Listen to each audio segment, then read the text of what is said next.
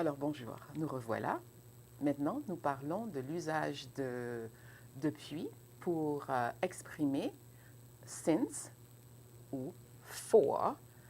Alors en français, nous avons le choix. Nous pouvons utiliser depuis, nous pouvons utiliser pendant et nous pouvons utiliser l'expression il y a.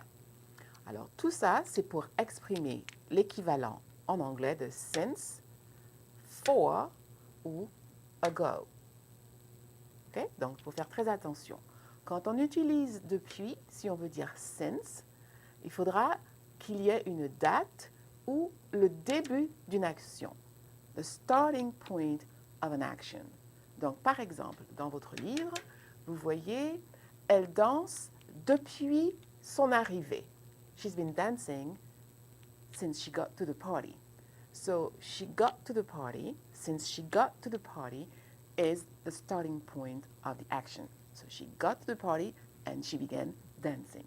OK? Donc, elle danse depuis son arrivée. Donc, le verbe est au présent, suivi de depuis, et ensuite le début de l'action.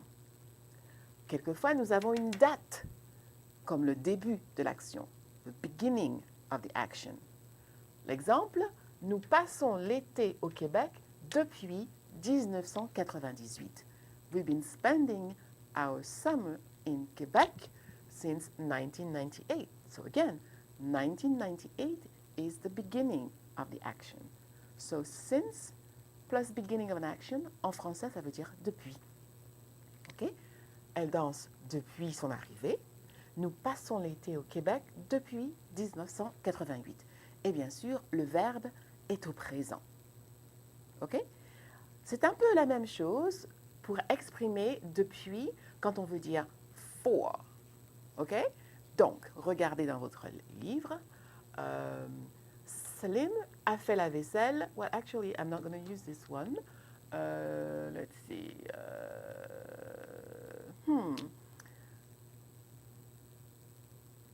Si je veux dire for plus an amount of time, let's say you've been doing your homework, OK? Donc, je fais mes devoirs depuis 3 heures, OK? So, I've been doing my homework for 3 hours. So, it's a time period, an amount of time. Je fais mes devoirs depuis ce matin ou depuis 3 heures, OK? Kind of the same thing can be said avec l'expression pendant. Et pendant, avec a time period, veut dire for.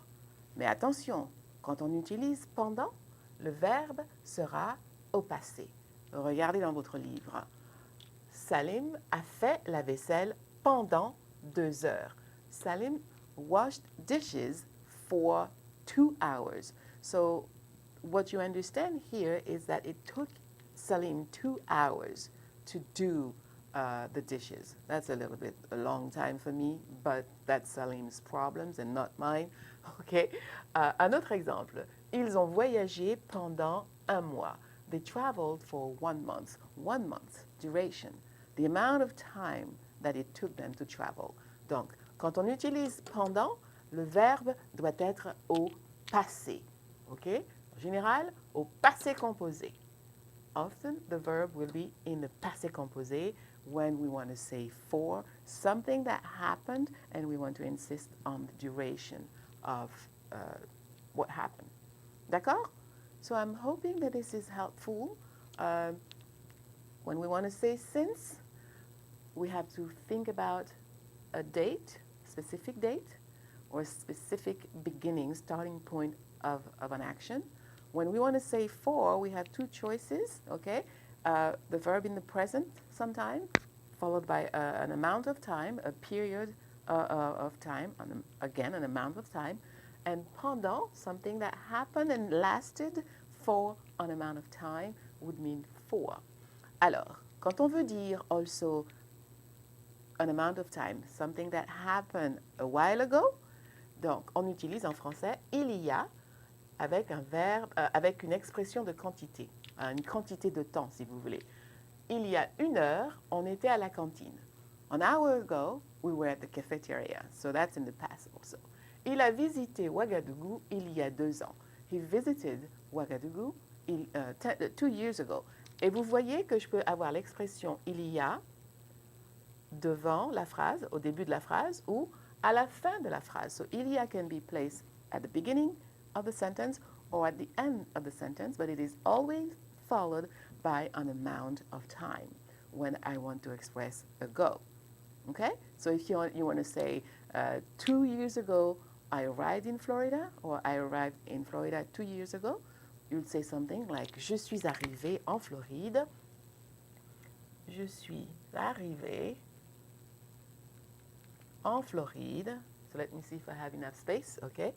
En Floride. Floride. Il y a 2 ans. Voilà. Okay, so il y a followed by an amount of time. So I'm hoping this is going to help you. If you have any questions with this, do not hesitate to send me a message in Canvas, and I'll be glad to answer your question. So don't struggle alone. Check with the professor. À bientôt. Au revoir.